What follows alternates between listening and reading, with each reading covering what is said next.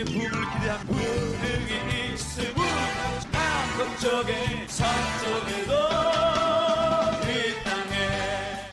할렐루야. 반갑습니다. 제가 대곡 그쪽으로는 봉사하러는 자주 왔는데 요 만이산 쪽으로는 오늘 처음 온 것 같아요. 사람들이 왜 이쪽으로 많이 오나 그랬더니 돌아보지는 않았지만 굉장히 좋은 곳에 이렇게 목회하시는 것 같습니다.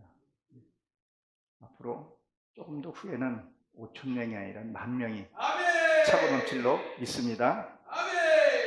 할렐루야. 오늘 본문 말씀을 이렇게 우리가 살펴보게 되면 지금 다윗이 그 사울에게 쫓겨난 상태에서 이제 그 군대라 그래야 되나? 그걸 이제 모집하는 그런 장면들이 나오죠. 오늘 이 장면을 보게 되면 무엇을 지금 얘기를 하냐면 지금 이게 12장 1절에 보게 되면 시리핫에 다윗이 숨어 들어온 상태예요. 근데 다윗이 지금 어떻게 보게 되면 이 블레셋 지역에 있다는 것은 무엇을 얘기를 하냐면 이 블레셋이라는 것은 어떻게 보면 세상이잖아요. 세상 사람들을 가리켜서 얘기를 하는데 그곳에 있다는 거예요. 우리도 하나님 사람들만 모이면 거룩해지는 거 아니라 세상 사람들을 만나서 이리저리 부딪히고 해야 내가 깨지고 부서지는 부분이거든요. 우리는 뭐래요? 세상에 가서 복음을 전하라 했거든요. 세상에 가서 복음을 전해라.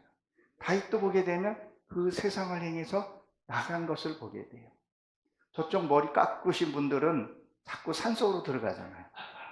근데 우리는 어디로 가요? 세상으로. 또 만이산으로 우리가 가야 한다는 거죠. 세상으로. 그래서 다윗도 지금 이 세상으로 가게 됐죠. 보게 되면 이 이제 성경 전체 이 사무엘 그 전후는 다윗에 대해서 얘기가 많이 나오잖아요. 근데 그곳이 어디냐면 가든이라는 곳인데 가든이라는 뜻은 이게 포도즙을 짜는 곳이라 그래요. 포도즙을 짜는 것은 뭐냐면 내 이 자아의 피를 흘리는 그런 곳을 가리켜서 얘기를 하는 부분이거든요. 그러니까 내 자아가 죽는 것은 뭐예요? 내 이 피를, 그러니까 우리가 보이지 않는 영적인 내 피를 가리켜서 얘기를 하는 거죠. 내 육의 혈기, 그 육적인 것들을 흘려야 되는 것을 얘기를 해요. 그리고 이 블레셋은 이게 먼지 속에 뒹구르다 이런 뜻을 갖고 있는데 이 먼지 속에 뒹구르다는 것은 무엇을 얘기를 하냐면 세상의 것을 자꾸 굴르다 보면 어떤 현상이 벌어지겠어요? 내 아집이 커질 수밖에 없어요. 고집이 커지면 자기 자아가 강해지고 근심이 커지고 염려가 커지면 뭐가 되겠어요? 우울증에 사로잡히게 된다는 거죠. 이거를 개파하기 위해서는 나가야 돼요. 세상으로 나가야 돼요. 우리 여기 이 복음 여기 센터에 와서 하나님 말씀 듣고 찬양하고 우리 이민영 집사님이 찬양 얼마나 좋아요. 듣고 또 거기 에너지를 충전해서 또 와서 복음을 전하는, 그래야 우리가 살아갈 수가 있고. 다윗이 어떤 잘못도 많이 했지만 다윗은 왜 하나님께 사랑을 받았는가 우리가 한번 살펴봐야 돼요. 우리야처를 참 하지 못할 일을 했어요. 그렇죠? 바세바를. 그러나 나단 선지자를 통해서 어떻게 했어요? 나단 선지자가 당신이라고 얘기했을 때 즉시 회개한 모습을 보게 된다는 거죠. 과연 우리는 그러면 하나님 앞에 죄를 지고 회개를 하냐는 거죠. 회개를 잘 안 하는 것을 우리가 보게 됩니다. 오늘 여기 당시에 지금 지금 본문 말씀에 출발하는 거 보면 한 600명 정도가 다윗하고 지금 뭐를 해요? 시작하는 것을 보게 됩니다. 여기 지금 오늘 5,000명이 지금 여기 와 계시지만 그 수보다 훨씬 적어요. 그러나 23절 이후에 보게 되면 수가 굉장히 늘어나요. 35만 명 대군대를 일으키는 것을 보게 돼요. 너무 멋지지 않습니까? 다윗의 어떤 그런 자기가 지금 사울에게 어떻게 보면 쫓겨났고 사울을 배반한 것도 아니죠. 사울이 자기를 죽이려고 했을 때 이 시그랏에 지금 나와 있으면서 절대 낙심하거나 뭘 안 했어요. 낙심하지도 않고 좌절하지도 않고 꿋꿋이 하나님 앞에 서 갔다는 거죠. 지금 보세요. 지금 크리스천 인구가 많이 빠져나가는 상태예요. 근데 이 자리를 지킨다는 것은, 우리가 지금 하나님 앞에 나온 것은 다윗과 같은 난 존재라고 봅니다. 하나님 그런 자를 사랑하시고 여러분들 축복하신 것을 믿으시기 바랍니다. 할렐루야. 끝까지 충성하라. 끝까지 너 지금 있는 그 자리를 지키고 있으라는 거예요. 너의 그 있을 자리는 지금 여러분들이 앉아있는 그 자리를 끝까지 지키고 있으라는 거예요. 그리고 내가 하는 말을 선지자를 통해서 들으라는 거예요. 들어야 돼요. 무슨 말씀이 하는지 들어야 돼요. 그리고 그 말씀이 무슨 말인지 들려줘야 된다는 거예요. 하나님 지금 내게 주신 말씀이 무엇인가? 때로는 위로의 수도 있고 때로는 채찍의 소리도 있고 그 소리를 들어야 된다는 거예요. 근데 우리가 진짜 뭐 이렇게 음성으로 듣지는 못하잖아요. 뭘로 들어야 되겠어요? 말씀으로 들려지고 말씀으로 내가 깨달아지고 그에 순종할 수 있어야 된다는 거예요. 들어야 돼요. 듣지 못하면 깨달지 못하면 말을 할 수가 없는 거죠. 말을 할 수 없다는 것은 행할 수 없다는 것을 얘기를 합니다. 오늘 보십시오. 16절에 보게 되면 다윗이 어떤 삶을 살았는가? 자존심도 그리고 자격지심도 없이 그냥 하나님 앞에 무릎 꿇고 기도하는 모습이 나옵니다. 그랬더니 지금 어떻게 해요? 베냐민의 그 자손 중에서 이들이 지금 어떻게 해요? 하나님 앞에 지금 나오는 과정이라는 거죠. 지금 현재 이렇게 이 성경 내용을 보게 되면 사울이 지금요 살아있는 상태예요. 살아있는 상태인데도 전향해서 나오는 것을 보게 됩니다. 사울이 하나님 앞에 은혜도 많이, 그 은혜라 그럴까요? 장인이기도 하잖아요. 그런데 지금 어떻게 해요? 전향해서 사울 앞에, 다윗 앞에 지금 나오는 모습을 보게 됩니다. 지금 귀순을 하고 있는 거죠. 사울은 뭐예요? 거기에서 지금 나오면서 결단하고 나오는 거예요. 지금 이 베냐민도 보게 되면 사울에게 있다가 여기서 지금 나오는 과정을 보게 되는데, 지금 여기서 잘 보게 되면 이 베냐민도 그 사울의 어떤 그 혈통이나 이런 것을 보이지 않는 것을 보게 돼요. 정말 하나님의 말씀에 찾아서 말씀 앞에 나오는 것을 보게 됩니다. 그러니까 뭐예요? 지금 여기서 다 나오는 것이 아니라 베냐민 그 지파가 일부가 지금 나와요. 그 어떤 혈통을 찾지 않고 진짜 하나님의 있는 곳에, 진짜 하나님의 말씀이 있는 곳에 지금 나와 앉아 있다는 거예요. 다윗은 어떤 수를 보지 않았고, 그렇죠? 수를 보지도 않았고 어떤 무엇도 보지도 않았었어요. 오직 저 위에 계신 하나님 한 분만 보고 나왔는데, 그것을 지금 본 게 이 베냐민 자손이다. 베냐민 지파들이 지금 나왔다는 거예요. 이 베냐민 지파들을 이렇게 보게 되면 무엇을 보게 됩니까? 어떤 혈통과 이런 걸 찾지 않고 진짜 하나님.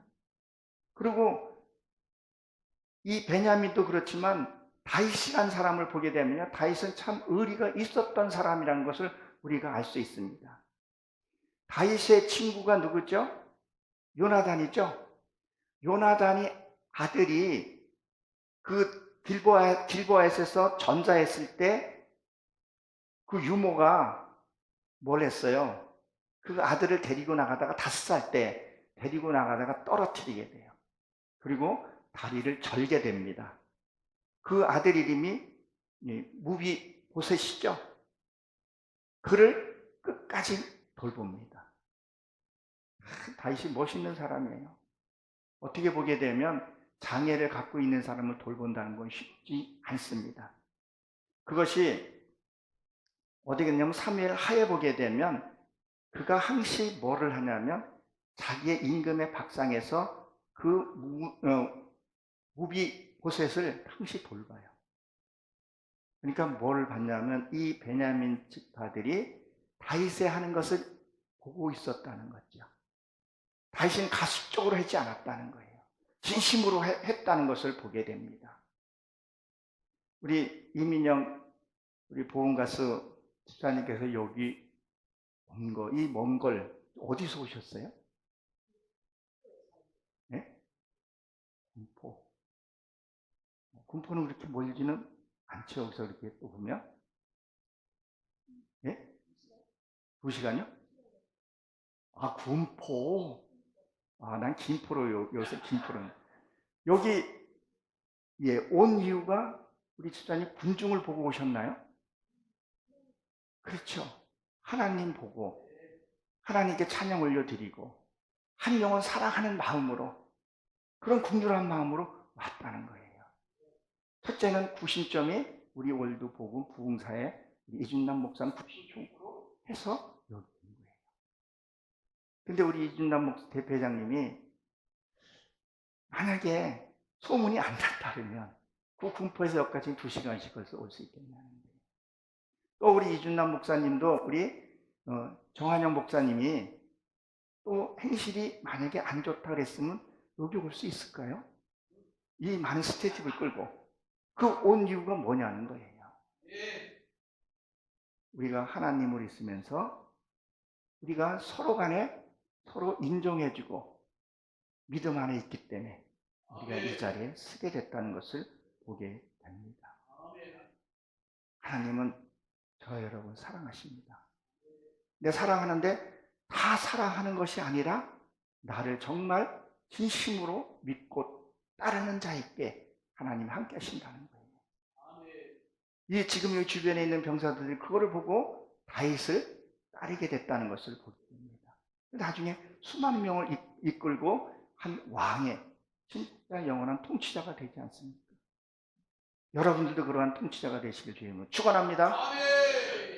이 지역에 이 센터를 중심해서 하나님의 택한 백성들이 반드시 있을 겁니다.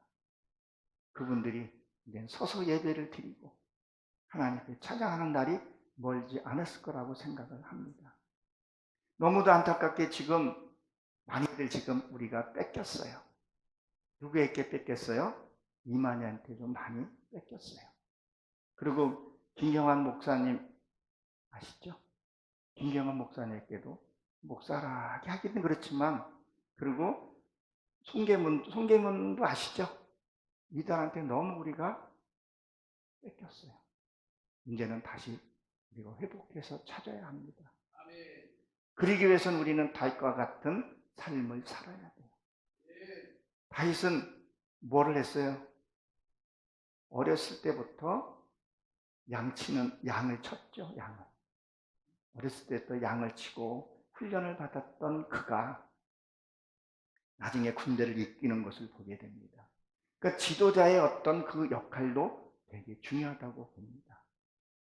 작은 거 하나 놓치지 않고 최선을 다했을 때 하나님의 때에 내게 이르게 되면 하나님 우리한테 많은 양을 맡기실 줄로 믿으시기 바랍니다. 하나님 결코 그렇게 하십니다. 나한테 맡긴 양이 있어요. 그 양이 왔을 때 나는 과연 어떻게 해야 하는가? 그 양을 잘 양육해서 하나님 앞에 드리는 그러한 선교센터가 되시길 주의 이름으로 축원합니다. 그리고 보십시오. 그 다음에 여기에 저희가 읽지는 않았지만 그 다음에 누가 옵니까? 이 갓지파가 옵니다. 갓지파. 이 갓지파라는 것은 이 갓지파 자손은 이게 행운, 이게 복되다 이런 뜻을 갖고 있어요. 우리 한번 창세기를 한번 찾아보겠습니다. 창세기 30장을 한번 봅니다. 이 갓지파는 어떻게 되었는가? 창세기 30장 11절입니다.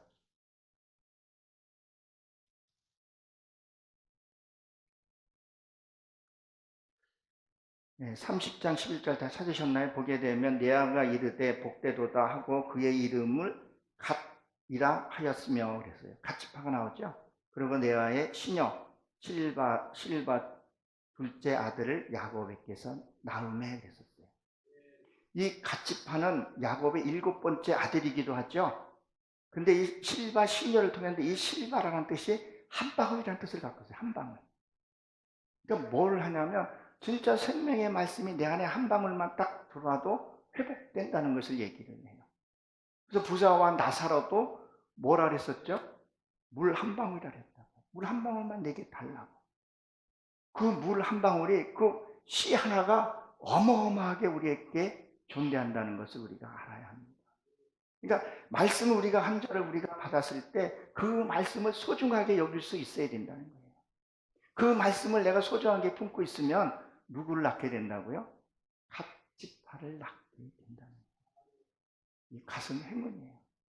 그리고 기쁨을 상징을 하는 것을 보게 됩니다.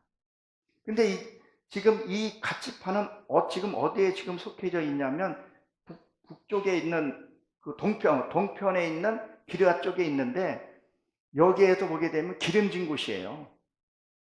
아주 풍부한 곳인데 지금 누구를 찾아왔어요? 다윗을 찾아오는 것을 보게 됩니다. 무엇으로요? 지금은 우리가 뭐 유튜브라 뭐 여러 가지 방법으로 홍보하고 했겠지만 이 당시에는 정말 입으로 그렇게 이게 복음이라 그래야 되나? 그런 거에서 이렇게 알게 됐다는 거죠. 우리가 지금 여기서 보진 않았지만 사무엘 하에 보게 되면 사울은 뭐라 그랬었어요? 사울은 하나님이 버렸다 그랬었어요. 패했다 그런 말이 나오잖아요. 그럼 우리가 무엇을 해야 되는? 지금 말씀이 갈급한 자들이 이 지역에도 되게 많습니다. 저는 그거 분명해요. 그리고 이 지역에 하나님을 찾고자 하는 백성들이 많이 있다는 거죠. 제가 입구를 여기 지나가서 이렇게 보니까 프랜카드가 있더라고요. 거기에 제 얼굴도 있더라고요. 감사하고 아내가 보더니 당신도 있네? 그래서 내가 여기서도 말씀을 선포할 때 여기 있을 때마다 사실 두렵고 떨려요. 무섭기도 하고. 왜? 말을 잘 전해야 하기 때문에. 그렇지만 하나님이 저에게 주신 것이 있기에 가감하지 않고 제가 여기서 온 겁니다. 분명히 우리 여기에다가 하나님이 세운 그 이유가 있을 것이고 목적이 있으실 거라는 거죠. 한 지도자가 하나 세워지는 것이 이렇게 쉽게 세워지는 것이 아니잖아요.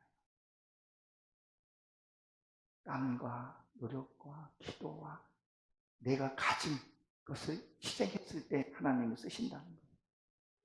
근데 지금 이 갓지파는 그 동편에 이 시점의 동편에서 뭐를 했어요?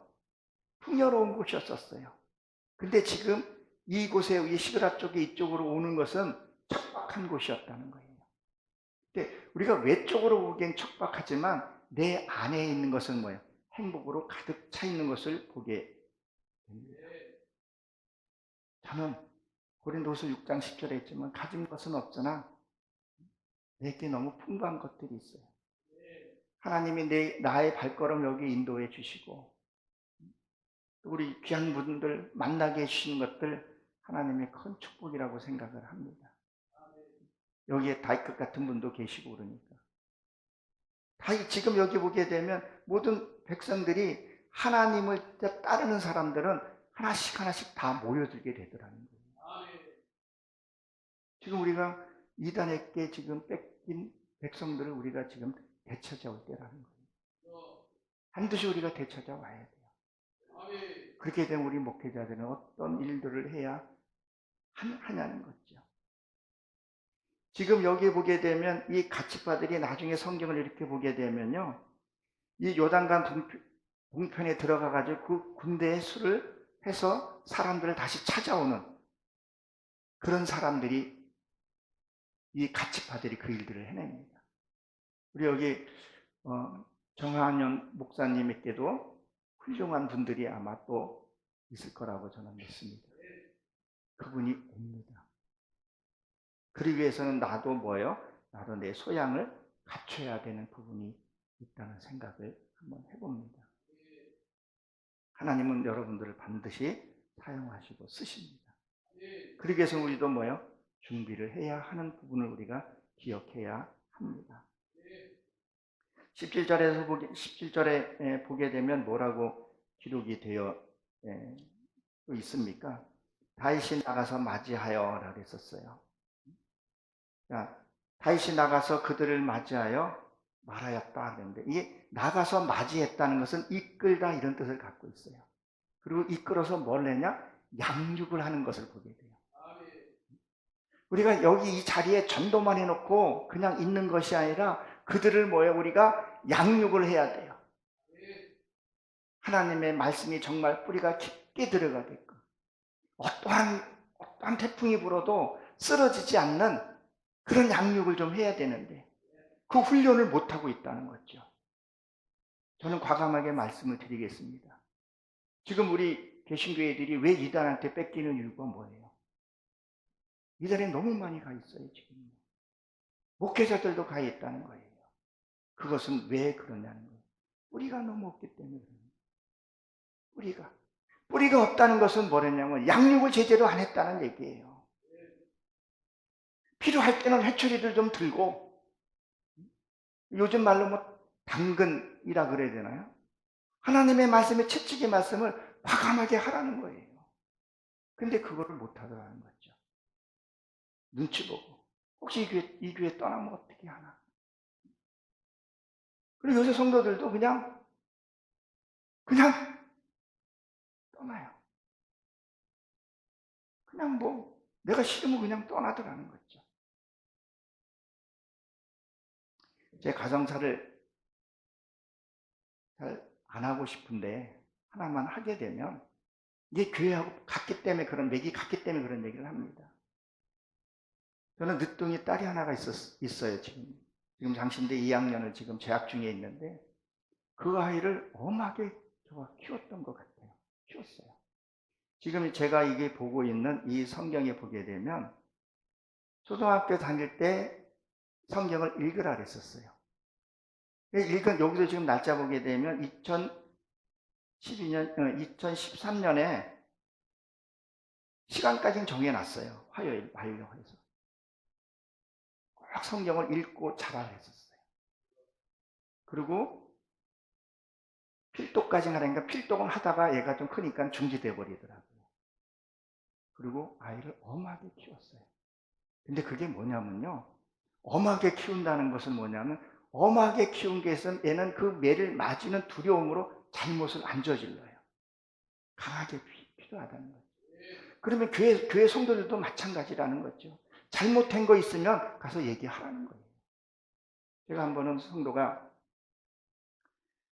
부부싸움을 그렇게 하는 거예요. 그리고 교회에 와서는 거룩한 척 하는 거예요. 그래서 신방 가서 그랬어요. 당신 그렇게 하려면 교회에 나오지 마십시오. 도대체 교회 가서 뭘 봅니까? 아내를 내 몸같이 사랑하고, 그렇죠? 남편을 주대하듯 하라는데 도대체 성경을 뭘 보고 당신이 뭐 때문에 나오냐? 당신 같은 성도는 필요 없습니다라고 얘기를 했어요. 그냥 떠나면 없으면 없는 대로, 있으면 있는 대로 뿌리 내리고 잘 신앙생활을 해요. 근데 왜 그렇게 되냐면요. 아이나 내가 잘못했을 때, 야단쳤을 때 그 아이가 진정으로 부모가 날 사랑한다는 걸 인지하게 돼요. 내가 잘못했을 때 잘못했다고 얘기해 주는 사람이 진짜로 나를 사랑하기 때문에 그 얘기를 하는 거예요. 근데 잘못한 걸 눈으로 보면서도 잘못했다는 소리를 못하면 그게 어떻게 양육자로 볼 수 있겠냐는 거예요. 이 강단에서 말씀이 선포될 때는 이 메시지를 전하는 사람은 부모이기도 하다는 말이죠. 그리고 하나님의 대언자라는 거죠. 그럼 과감하게 회초리 들고 그는 회초리 들고, 물론 그렇게까지 하기 위해서는 뭐를 해요? 관계가 형성이 돼야죠. 충분한 대화도 해야죠. 그래야 잘못했을 때 그 잘못을 받아들인다는 거죠. 그리고 내 삶은 어떻게 해야 하냐는 거죠. 강대상에서만 거룩한 것이 아니라 강대상에 내려가서도 동일한 삶에서 본을 보여줘야 된다는 거죠. 이게 안 돼버리면, 이게 균형이 깨어져 버리게 되면 성도가 그걸 받아들이냐? 그렇지 않더라는 거죠. 요새 성도들 얼마나 명확합니까? 정말 명확합니다. 좀 비유가 잘못된 비유로 말씀을 드려서 좀 죄송하긴 하는데 머리만 커져가지고 저 말씀은 저 뒤에 사람이 들어야 되는데 저 말씀은 아유 네가 들어야 되는데 그리고 축복할 때만 눈이 빵그래가 축복받고 나가고 대체 무슨 말을 들었는지도 모르고 우리가 무엇을 해야 된다. 그래서 이 양육한다는 것은 내가 전도해놓고 정말 그 아이가 잘 성장할 때까지 돌보고 살피고 회초리도 필요하다는 거죠. 내가 이제 내일 모레가 결혼 기념일이에요. 공교롭게 이제 지방에 한 집회가 있어서 우리 딸이 어저께 아침에 주일 아침에 카드를 하나 주더라고요. 직불 카드. 근데 그 아이가 알바를 해서 차근차근 벌어서 결혼 기념일날 쓰라고 10만 원을 넣고 준 거예요. 이게 감격스럽더라고요. 그래서 우리 속담에 그러잖아요. 매 맞은 자식이 효도한다. 잠언에서도 매 맞은 자식은 수월에 빠지지 않는다. 매를 애끼지 말라. 정말 말씀대로 그렇게 한 거예요. 근데 그 아이가 그렇게 할 동안에 잘못했을 때 정말 피나게 때렸거든요. 성도들이 잘못했을 때 물론 그 관계가 이루어진 상태에서 해야 되겠죠. 그렇게 하는 성도는요 절대 떠나지 않습니다. 근데 우리 개신교에 너무 부족하다는 거죠. 하나님은 사랑의 하나님 맞습니다. 여러분들을 사랑하시고 축복하시고 혹여나 다른 길로 빠질까봐 전전긍긍하시는 분이 하나님이세요. 그렇지만 하나님은 공의 하나님이신 것을 우리가 인식하고 있어야 된다는 거예요. 하나님이 때로는 사울도 내가 택하지 않고 버렸다 그렇게 얘기를 하잖아요. 하나님이 과감해요. 내가 너희에게 붙어만 있으면 뭐 열매를 맺겠다 그런 얘기를 하잖아요. 성도들도 정말 말씀에 좀 들어올 수 있게끔 때로는 회초리도 때로는 하나님이 축복을 받는 것도 자기가 체험하고 해봐야 된다는 거죠. 근데 뭘 했냐? 전도해놓고 어떻게 보면 고화를 만들어버려요. 단 것만 이렇게 줘버리니까 지금 시대도 보게 되면 음식이 너무 달아요. 누가 지금 실명은 거론하긴 그렇지만 지금 누구 뜨는 그 요리사 한 분이 단 것을 그 음식에는 단 것이 너무 많이 들어가 있더라고요. 단 것을 너무 많이 집어넣고 요새는 단 게 안 들어가면 음식이 안 돼요 보니까요. 근데 그 음식이 어떻게 해요? 결국 우리 몸을 해하더라는 거죠. 정말 하나님 말씀은요, 이 말씀은 정말 담백해요. 담백해요. 그 아이가 내 아이지만 그렇게 했을 때 너무 감사하더라고요. 혹여나 빗나가면 어떨까? 근데 지금은 전혀 타치를 안 해요. 자기가 알아서 해주니까. 성도들도 자기가 성장해서 알아서 하기까지는 돌봐줘야 돼요. 잘못 나가지 않게끔 양육을 해줘야 된다는 거예요. 다윗이 지금 이 베냐민 지파하고 여러 지파들이 지금 다윗에게 나왔을 때 그걸로 한 것이 아니라 양육을 했다는 것을 성경에서 지금 볼 수 있습니다. 양육을 해줘야 돼요. 그래서 그 사람이 또 나가서 전도하고 그런 목회자는 말씀만 준비하고 또 양육을 하고 옛날에도 보게 되면 큰 맞이가 엄마가 키우면 그 동생이 또 동생을 돌보고 그러잖아요. 지금은 뭐 한 아이만 놓고 뭐 잘 키우고 뭐 한 아이도 안 하고 결혼도 안 하는 이런 참 희한한 세대가 되어 지금 가고 있는 상황입니다. 내부터 경건한 삶을 삶으로 하면서 그리고 뭐라 했을 때 그 그걸 받아들일 수 있는, 다윗은 지금 그런 삶을 지금 살고 있다는 것을 보게 됩니다. 보십시오. 지금 여기에 보게 되면 다윗이 지금 염려하는 모습들이 지금 보이지 않습니까? 11절에 보게 되면 너가 나를 평화롭게 나를 도우러 온 거면 내가 너를 환영하겠지만, 다윗이 그동안에 보게 되면 많이 속았다는 것을 보게 돼요. 많이 아픔을 느꼈다는 것을 보게 돼요. 우리가 이 성경을 한번 보게 되면요, 우리가 신앙생활이 아픔이라 그래야 되나? 고난이, 이것이 축복이라는 걸 우리는 알고 있죠. 근데 고난이 없으면요, 절대 신앙은 성장할 수가 없어요. 내 고난을 내가 어떻게 받아들이냐는 게, 그게 이제 믿음이 될 수 있는 거죠. 내가 고난을 겪어봐야, 내가 아픔을 겪어봐야, 그래 성도의 아픔은 또 알게 되고, 같이 기도해 줄 수도 있고, 기도해 주다 보면 그 사람과 하나가 되게 되잖아요. 그렇게 되면 그 아픔을 알게 돼요. 성도들하고 대화도 좀 많이 해보고, 그런 것들이 되게 중요하다는 부분이죠. 그래서 저도 제 아내하고 대화를 참 많이 합니다. 많이 하게 되니까 여인의 마음을 알게 되니까 다른 집사님, 다른 교회 집사님과 또 사모님 만나게 되면 그분하고 대화가 되더라고. 나도 모르게. 내가 어떻게 그걸 알겠어요? 여자의 심리, 반응, 이것들. 아내하고 대화를 많이 하다 보니까 이게 읽혀지는 거예요.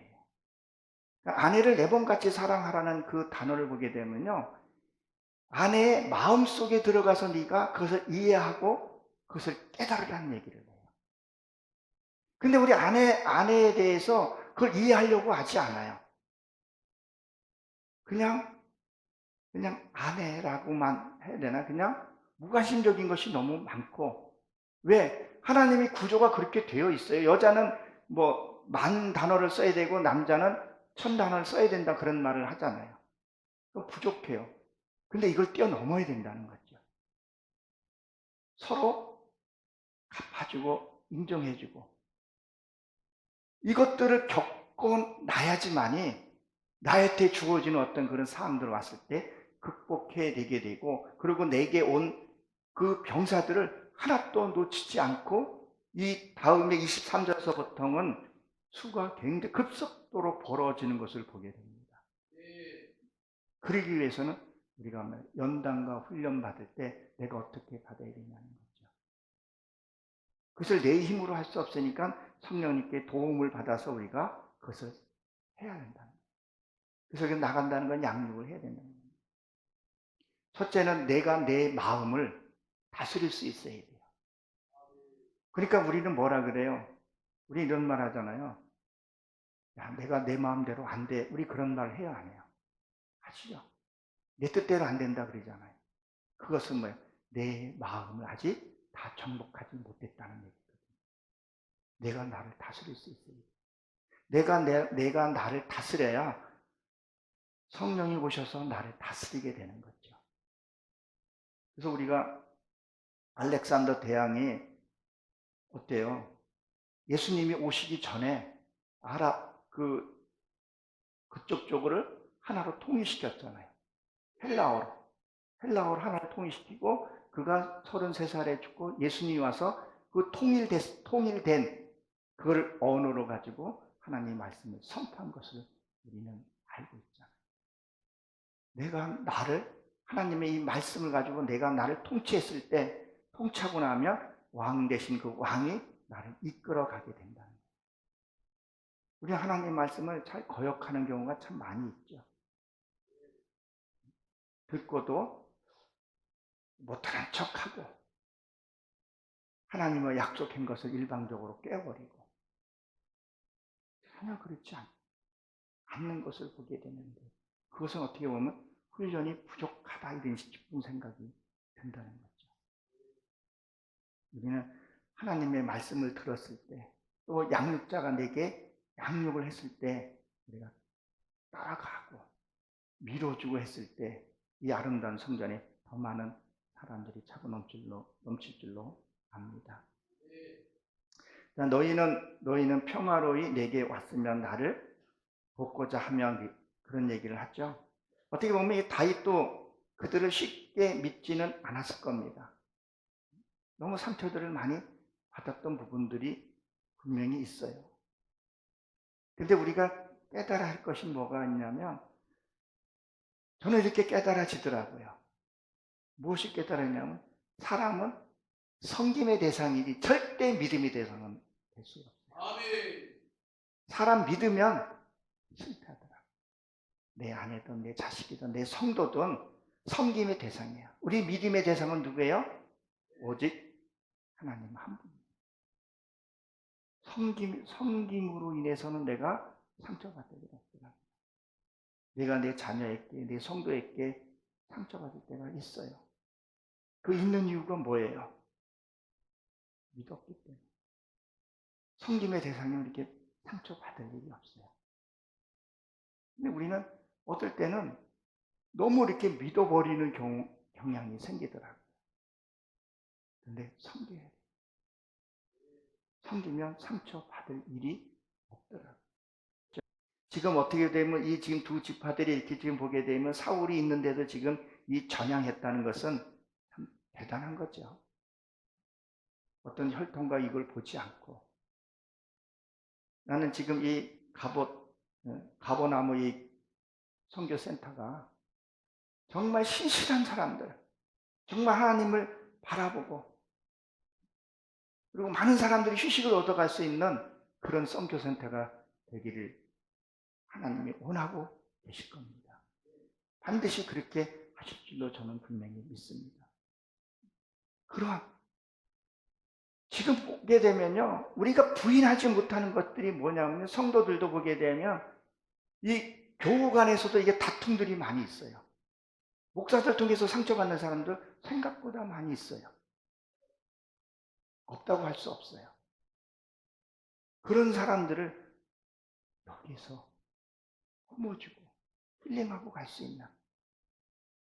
그러니까 제 아내랑 잠깐 내려서 만이산 올라갔더니 돈을 받더라고요. 2,000원, 단체는 1,500원요. 여기 오셔서 힐링도 하고, 위에는 숙소도 있고 그러신 건가요? 숙소도 있는 데서 여기서 힐링도 얻고, 우리 목사님과 또 교제하면서 많은 것을 얻어갈 수 있는 그러한 사람. 지금 이 다윗은 사울에게 상처를 많이 받았고, 거기에 아부하는 사람도 많이 만났기 때문에 다윗은 어떤 두려움도 있었다는 것을 보게 됩니다. 그렇기 때문에 이 많은 사람들이 다윗에게로 오게 되는 것. 많은 사람들이 상처받은 사람. 이 사람들이 이단으로 넘어가지 않게끔 한 사람 진짜 내가 진심으로 진짜 영원 사랑하는 마음으로, 그 머릿수가 아니라 교세가 아니라 진짜 영원 사랑하고 따뜻하게 품게 되면요, 소문이 금방 납니다. 요새 메신저 얼마나 빨라요. 금방 나가게 되고 소문나게 되는 거죠.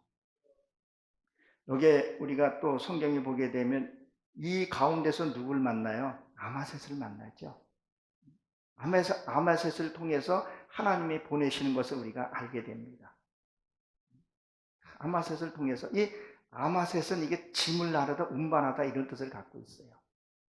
그럼 우리가 이걸 무엇을 우리가 보냐면요, 옛날에 어느 목사님이 그랬다 그러더라고요. 목회를 끝나고 문두렁을 이렇게 싹 걸어가는데 호박이 하나가 이렇게 썩은 게 하나가 있더래요.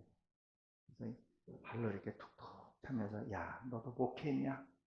속이 다 문드러졌구나. 그랬다고 합니다. 참 목회에게 하는 것이 참 쉽지 않잖아요. 어렵잖아요. 부귀영화 다 버리고 멸시천대 다 끌안고 가는 게 목사들이잖아요. 근데 이 아마셋을 왜 하나님을 다윗에게 아마셋을 보냈는가? 짐을 나르다는 뜻을 갖고 있다 그랬죠. 암모스도 그런 뜻을 갖고 있어요. 내 이 짐, 성도들이 갖고 온 것들을 이걸 내가 가서 내가 갖고 있고 내가 그 고비를 해결하려는 것이 아니라 하나님께 기도해야 된다는 거죠. 하나님, 아무리 이 성도가 지금 이 아픔을 내가 갖고 왔어요. 내가 기도는 해주시지만 하나님이 해주셔야 합니다. 하나님 직접 이 영혼을 만져주시옵소서. 이 기도를 해야 된다는 거죠. 우리가 할 수 있는 것은 뭐가 있어요? 우리가 할 수 있는 것은 아무것도 없더라는 거죠. 죄도 해결해 주신 건 내가 해결해 주는 건 아니잖아요. 천주교는 신부가 그 죄를 해결해 주지만 우리는 해결해 줄 것이 아무것도 없어요. 하나님께 구하는 밖에 없다는 거죠. 그래서 그 기독교에서 은사 사역 하시는 분들 계시잖아요. 은사 사역을 잘못 사역해가지고 그분이 이렇게 잘못 전가돼서 자기가 갖고 있다가 병에 노출되는 경우가 주변에서 봅니다. 저희 노회에서도 은사를 쓰시는 분인데 지금 많이 아파요. 항암 치료 받고 나서 많이 아파요. 왜 그러냐면요. 이 영계 세계를 알게 보게 되면 그 사람의 영이 내게 기도를 하러 온단 말이에요. 여기 지금 5천 명이 있잖아요. 그 영이 지금 동원돼서 움직인단 말이에요. 근데 그 어두운 영이 사로잡혀 있다가 통로가 지금 나를 통해서 이게 해결되는 부분이 있단 말이에요. 그럼 이것을 하나님이 주신 그 달란트를, 그 은사를 잘 써서 하나님께 올려드리면 괜찮은 이걸 자기가 갖고 있는 경향이 있게 되는 거죠. 그러니까 어떤 은사자들 보게 되면 꼭 무당이 하는 거 같이 하는 사람이 있어요. 반말 칙칙하고 무당이 하는 그런 일들을 하더라는 거죠. 그것은 어떻게 했기 때문에요? 관리를 못했기 때문에. 이것을 하나님께 운반하고 옮겨드리는데 이거를 못하더라는 거예요. 자기가 다 갖고 있는 거예요. 갖고 있으니까 자기께서 병이 돌출되기 시작하는 거죠. 성도들이 갖고 오는 그것들을 그냥 하나님께 즉시 올려드려야 된다는 거죠. 여기에 내가 머물러 있게서는 안 된다는 거예요. 이 어두운 영이 내게 여기 목회자라고 해서 다 되는 건 아니잖아요. 그걸 처리할 수 있는, 그리고 달것 같은 힘을 내가 가져야 된다는 거죠. 어둠의 세계를 통치할 수 있어야 된다는 거죠.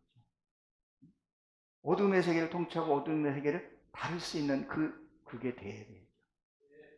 그리고 말을 우리가 이렇게 듣다 보게 되면 참 말 같지 않는 소리도 우리가 들어야 할 때도 있더라고요. 그때 하나님, 내가 이 성도가 하는 말 정말 듣기 거북하고 하지만 하나님, 내가 해결할 수 없으니 하나님 이 죄를 받아주시오.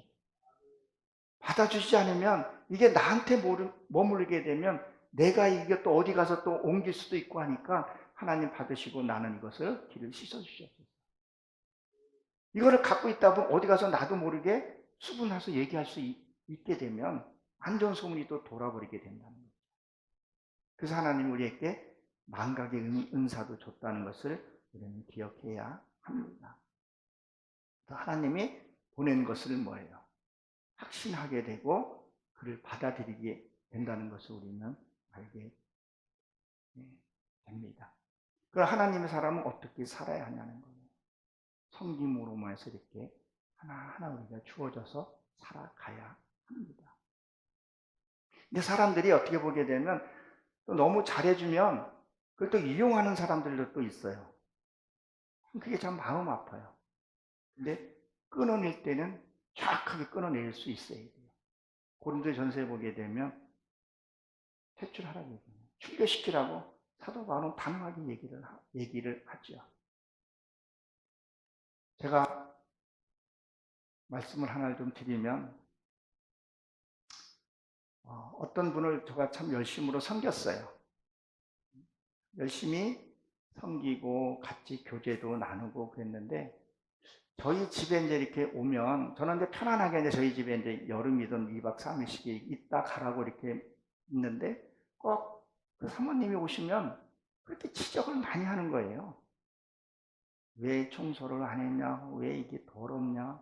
그때는 제 아내가 직장 생활을 좀 하고 있었거든요. 저도 간간히 이제 목회하면서도 텐트 치는 했거든요. 사도 바울이 텐트 치는 햇빛이 이제 건설 현장에 가서 또 집을 졌어요. 사도 바울도 집을 졌듯이.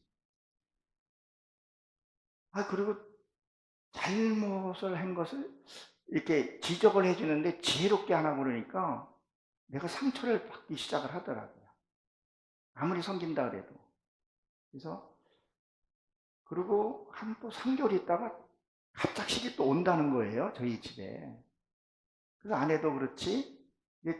저도 또 텐트 치는 일을 또 나가서 이게 땀을 많이 흘리고 있는데 갑작스레 목사님이 전화 와가지고 지금 가도 되냐 그러더니 아니 안 됩니다. 왜 안 되냐 이렇게 사모님은 언제 그 사모님은 이렇게 전업 주부였고 이제 목회만 하시는 분이니까 안 된다 그랬었어요. 그 얘기 나니까 우리 집 청소가 안 됐다고. 그러니까 나에서 땀 냄새도 많이 나고 가서 치울 자신이 없는 거예요. 그래서 이해해 달라고 그래서 저희 집에 이제 끊었어요. 근데 아주 끊어질 줄 알았더니 또 그게 그렇지는 또 않더라고요. 다시 지금 교제하고 또 이렇게 하게 되는데 왜 우리가 그렇게 필요하냐면 잘못했을 때는 알려줘야 된다는 거죠. 이걸 아끼다가 보게 되면 우리 속담에 아끼다가 변된다 그러잖아요. 끊을 땐 끊어버려야 된다는 거죠. 그래야 그 사람도 경각심을 갖게 되고 또 다른 일을 하게 되는 거죠. 저는 그런 말을 해요. 어느 결혼식장 가서 덕담을 한번 했어요. 야, 너희들 많이 싸워라. 그러니까 신혼부부 애들이 좀 놀랬겠죠. 옆에 그 부모들이 무슨 덕담을 그렇게 하냐고. 그래서 그 이유는 사랑할 때, 서로 사랑했을 때 싸운다는 것은 내 표현하는 거거든요. 당신이 이렇게 말하면 나는 이렇게 아파. 그거를 싸움으로 표현하는 거죠. 이거를 신혼 때 해야 된다는 거예요. 신혼 때. 그리고 빨리 상대를 파악할 수 있어야 된다는 거죠. 그러니까 다른 환경에서 잘하잖아요. 남자와 여자의 환경은 달라요. 사랑하는 거하고 달라요. 실제 사는 거하고는 달라요. 그러니까 충분히 싸우라는 거예요. 언제요? 서로 사랑하고 서로 믿고 신뢰할 때. 그러면 노후에 어떻게 되냐면 충분히 그것이 다듬어지게 되면 서로의 마음을 알아가고 행복한 삶을 산다는 거예요. 이걸 뒤늦게 하다 보게 되면요. 나의 애 놓고 이렇게 하다 보게 되면 미루다 보게 되면 그 다음에 어떻게 돼요? 화몬이든 결혼 얼마나 이혼이 만연되어 있고 자연스럽게 되더라는 거죠. 어린아이도 7살 때까지 효도를 다 한다 그러잖아요. 7살 넘었으면 미운 짓거리 한다 그러잖아요. 우리가 이러한 것들을 우리가 잘 살펴봐야 되는 거죠. 그래서 이 아마세스라는 뜻이 짐을 나르다. 우리는 목회자는 뭐예요? 그 성도들의 아픔의 마음을 받아서 하나님께 올려드려야 되는 이게 제사장의 역할이라는 거죠. 근데 그러한 것을 감당하지 않고 자꾸 머릿수로만 생각해버리게 되니까 뿌리를 못 내리게 된다는 거죠. 알아요. 하나님이 우리를 사랑하기 때문에 우리를 아끼기 때문에 회초리도 아끼지 않는 거죠. 성경 전체를 보게 되면 하나님이 사랑하는 말씀도 많이 있지만 채찍의 말씀이 더 많잖아요. 사랑하기 때문에 회초리를 들잖아요. 히브리서에서 보게 되면 뭐라 그랬었어요? 그 얘기가. 사생아는 회초리를 들 일이 없다 그랬었어요. 안 믿는 사람이 얼마나 잘 돼요. 근데 그것이 축복인가요? 얼마나 비극적인 종말을 맞이하는데요. 저는 많은 사람들을 이렇게 봅니다. 많은 사람들 보게 되면 믿지 않는 사람들이 그 죽어가는 모습하고 진짜 하나님을 믿고 죽어가는 모습하고 차원이 달라요. 유다서에서 보게 되면 유다서는 한 장으로 했잖아요. 유다서에 보게 되면 모세가 죽을 때 천사와 마귀가 모세 시체를 놓고 싸웠다 그랬었어요. 내가 육신을 딱 벗을 때 눈을 떴는데 시커멓이 보인다 그러면 이거는 어떻게 되겠어요? 어둠에 끌려가는 거죠. 그때 지옥이라니 그때 진짜 보이는 거예요. 이때는 후회해도 늦는 거라는 그러니까 어떤 사람들은 정말 손톱이 빠질 정도로 붙들고 씨름하는 거죠. 저희 고향은 강원도 인제입니다. 유교전의 지역이었죠. 지금도 군사 지역이에요. 근데 같은 장교 비슷한 나이에 서로 암이 걸렸어요. 크리스찬의 그 장교하고 믿지 않는 장교, 죽음 맞이하는 게 완전히 달라요. 하나님을 믿는 그 장교는 편안하게 주님을 맞이했고, 한 장교를 믿지 않는 장도는 너무 처참하게 죽는 거예요. 정말 지옥 가는 거 우리가 상상할 수 없는 거예요. 근데 지옥이라는 것을 표현하지 않으니까 지옥이 어떤 것인지를 모르더라는 거죠. 한번 보십시오. 안 믿는 사람들도 보게 되면요, 죽을 때 잘못한 사람들 어떻게 해요? 얘야, 내가 너한테 못된 짓 많이 했다. 이제라도 나 좀 용서해줘. 그래요, 안 그래요? 안 믿는 사람도 그렇게 해요. 근데 죽는 순간에 우리가 예수 믿는다? 죽는 순간에 회개하는데 얼마나 회개하겠어요? 회개해봐야 얼마나 회개할 수 있겠냐는 거예요. 회개 다 못해요. 우리가 사람이요, 자기가 죽을 때 알 것 같아요? 모를 것 같아요? 적어도 일주일 전에는 저는 안다고 봐요. 짐승들도요, 죽는 거 알잖아요. 사람들도 우리 죽는 거 알아요. 우리는 뭐라 그래요? 대망나니가, 그렇죠? 대망나니가 죽을 때 되면 이상한 행동 한다 그러잖아요. 그러니까, 예. 그러니까, 아유, 저기 죽으려고 그러나? 그리고 또 죽은 사람 보면, 어쩐지 죽으려고 그래서 그런지, 걔가 며칠 전부터 이상한 행동을 하더라. 그런 얘기 하더라고요. 지금은 소총에서 깨버려야 됐는데, 한 분이 저를 청해서 갔어요. 장로님이. 분당에 계셨었는데, 그때는 이상하게 보고 싶고 그렇다고 기도 좀 해달라 그래서 기도 받고 그러고 소천하셨다고 그래요. 나중에 따님을 만나보니까 일주일 전부터 이상하게 예배도 드리고 싶고 그런 게 있었다고 그런 얘기를 하더라고요. 그때 저가 알게 됐어요. 그러니까 무슨 말이냐면 내 영이 맑게 되면요, 알게 되더라는 거죠. 안 믿는 사람들도요, 죽는다는 아는 사람은요, 옷을 깨끗하게 입고 죽는다고 얘기를 한다는 거죠.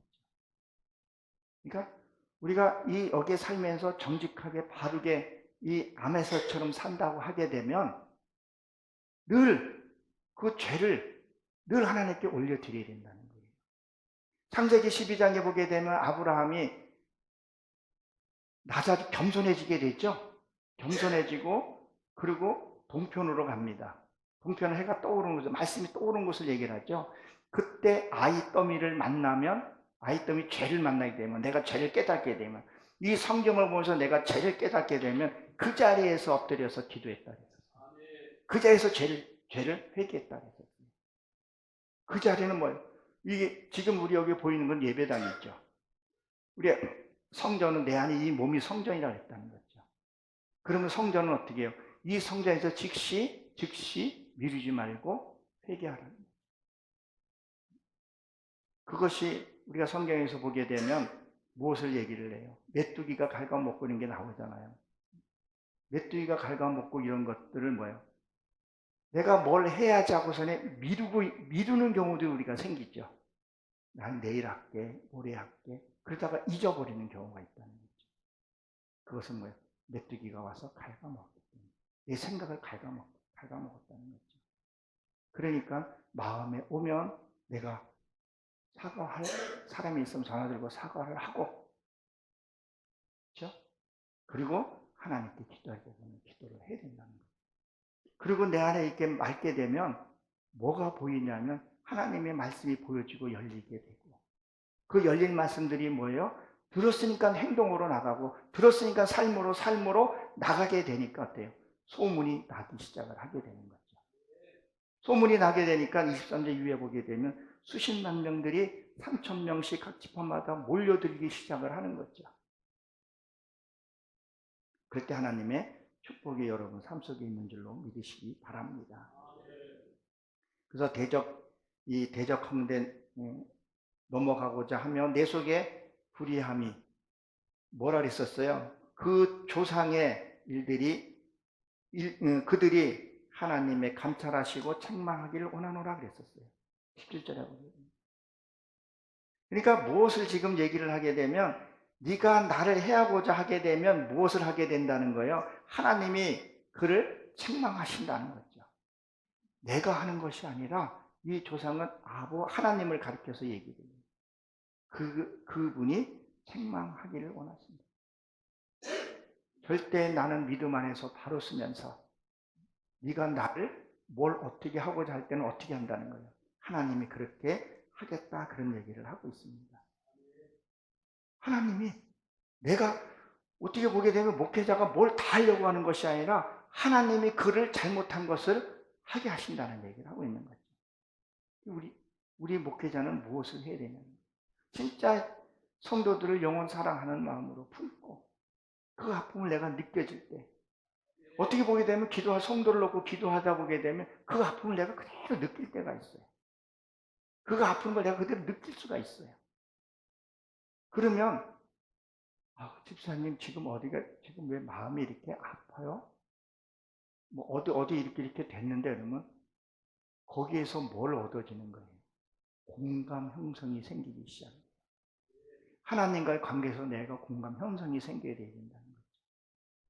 그렇게 되면 서로 상처가 회복되는 모습들을 보게 됩니다. 18절에 보게 되면 뭐라고 기록이 되어 있어요? 이새의 아들이잖아요. 이새라는 것이 다윗의 아버지, 다윗은 이새의 8번째 아들이죠. 그 이새를 보게 되면요, 아버지 이새는 유복한 자는 뜻을 갖고 있어요. 유복한 자. 그러니까 뭘 말하냐면 목회자나 가정에서나 뭐예요? 본인이 유복해야 돼요. 본인이 행복한 삶을 살아야 돼요. 내가 예수를 만남으로 해서 내가 진짜 행복해야 돼요. 저는 정말 가진 게 아무것도 없어요. 근데 그냥 행복해요. 그러니까 잠깐 나의 자랑이라는 자랑이 될 수 있겠지만 저는 교세도 없어요. 아무도 없어요. 근데 아이가 그러니까 내가 행복한 거예요. 또 내가 행복하니까 그 행복이 그대로 흘러가는 거예요. 여러분 혹시 이런 거 혹시 못 느꼈습니까? 나이가 이렇게 먹어가면 부모의 모습이 보인다 그러지 않아요? 나도 나이가 이렇게 먹어가니까 나도 모르게 우리 아버님의 얼굴이 좀 보이는 것 같더라고요. 세월이 지나가다 보니까. 우리 사모도 자꾸 장모님 얼굴이 보인다 그러더라고요. 장모님이 참 미인이셨거든요. 근데 그럼 우리가 신앙생활 오래 하게 되면 누구의 모습이 보여야 하냐는 거예요. 신앙생활 수십 년을 했는데, 목회를 수십 년을 했는데, 내가 수만 명의 큰 교회를 했는데 하나님의 모습이 보여야죠. 신앙생활이 지나면 하나님의 모습이 보여야죠. 근데 그 모습이 안 보인다 그러면 하나님 얼마나 아파하실까. 내가 너를 믿고 귀한 사람을 너에게 보냈는데 너는 어찌하였느냐라고 묻게 되면 어떻게 되냐는 거예요. 하나님의 모습이 보여야 된다. 적어도 어디 가서 돌은 맞지는 말아야 된다는 거죠. 우리가 돌 만든 일들이 너무 많다는 거예요. 해독고라고 얘기를 하면서도 나는 아니야, 저 사람이야. 좀 경건하고 이렇게 해야 되는데 그 마음이 없다는 거예요. 누가 돌을 던지고 했을 때 그거를 통해서 내 자아가 깨지는 거라는 거죠. 이 자아는요, 저 머리 깎고 산속에 들어가 있는 사람들은요, 자아가 깨질 일이 없어요. 그들은 항상 뭐를 해요? 수녀복으로 입잖아요. 또 머리 밀었잖아요. 성직자라고 얘기하잖아요. 그 성직자한테 누가 돌 던진 사람 있어요? 근데 우리는 행복이에요. 오늘 제가 강단에 쓰기 때문에 양복을 입고 있지만 평상시 때 그냥 일반 옷이에요. 머리도 안 깎았어요. 그러니까 목사인지도 모르고 그냥 막 욕도 하고 뭐 어떻게 부딪히고 막 그러잖아요. 저 스들은 어때요? 항시 그러니까 누가 건들지도 않아요. 그러니까 건드리지 않으니까 속에 있는 것이 드러나지를 않아요. 그 악이 드러나지 않는다는 거예요. 이거 그들은 해결할 길이 없는 거죠. 그러니까 그들은 삶 속에 자꾸 들어가는데 요새는 물질 때문에 그런지 요새는 이렇게 뭐 세상 속으로 나오기도 하긴 하더만. 근데 우리는 뭐예요? 그것을 마줌을 해서 내 자아가 벗겨진다는 거예요. 절대 이 곡식은요, 두들기지 않으면 열매가 열리지를 않아요. 그래서 암모스의 철타작기를 쳤다 그랬어요. 나를 쳐주는 사람이, 나를 몽둥이 해주는 사람이 때로는 그 사람이 고마운 사람이라는 것을 우리가 좀 한번 생각을 해봐야 합니다. 그렇게 되면 이 이세가 유복한 자라는 뜻을 갖고 있는데 내가 행복한 삶을 살아야 돼. 누가 무슨 말을 하더라도 내가 그거에서 내가 후들리거나 그걸 위해서 내가 넘어갈 일이 있어서는 안 된다는 거죠. 세상에 살다 보게 되면 이간질하는 사람들이 있어요. 충동질하는 사람들이 있어요. 근데 그게 들려지게 되면 그것이 이간의 소리 듣게 되면 어떻게 되냐는 거예요. 스스로도 내가 분을 참지 못하고 내가 그렇게 된다는 거죠. 그 소리도 마땅히 있는 소리고 마땅히 들어야 할 소리고 그거를 소화시킬 수 있어야 된다는 겁니다. 그렇게 되면 다윗에게 주어진 그 병사들을 우리가 활용할 수 있다는 거죠. 그리고 여기서 평안하소서 평강하소서 3번 나오죠. 반복해서. 이 성전이 정말 우리 담임 목사님으로 비롯해서 정양원 목사님으로 비롯해서 평강이 가족이 느끼고 성도들이 평화를 느끼고 그 평강이 이 지역을 덮을 때 하나님의 더 큰 사랑과 더 큰 쓰임을 받을 줄로 믿으시기 바랍니다. 할렐루야. 기도 한번 하겠습니다. 하나님